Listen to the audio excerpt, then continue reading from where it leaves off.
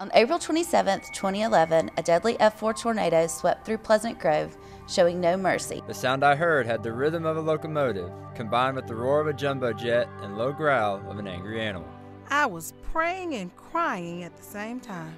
I was pulled along the ground and remember digging my fingers into the grass and roots popping as I tried to stop from being pulled in the storm. We kept hearing the announcer say over and over again, total destruction in Pleasant Grove. No houses left standing.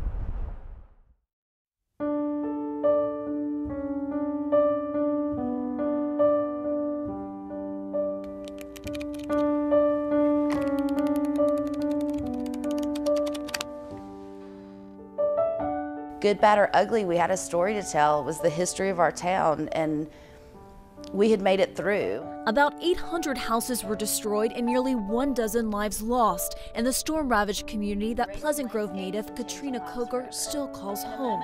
She says survivor's guilt spurred the collection of tornado tales. It's therapy for them. It helps us get past it. There's Lori O'Brien's story. The entire house shook and rattled, and the whirring was joined with a screeching, like metal roller coaster cars clanging on metal, and the children screamed.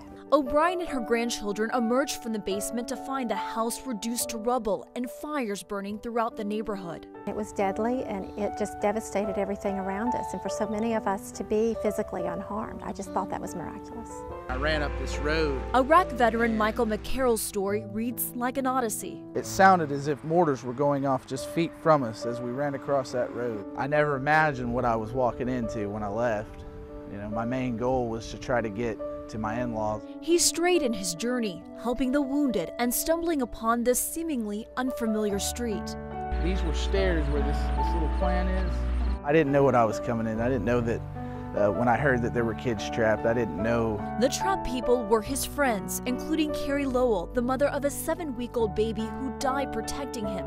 McCarroll stayed with her body for part of the night, which he recounts in the book. I'm a combat veteran from Iraq, and when I got back, I suffered from PTSD, and one of my therapists told me that it's better to get stuff out, you know, traumatic events. 6 months later, the family McCarroll aided has moved away, and O'Brien is expected to move into her new house in the next few weeks. It has a safe room.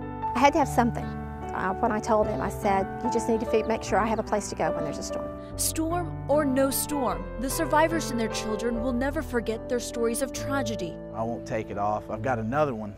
So when this one wears out, I'm going to wear it until I'm 78 if I live that long. So I won't ever forget.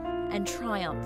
I think that is probably the most important thing that came out of that was the way everyone pulled together and helped, and that's what Pleasant Grove does, and that's who we are.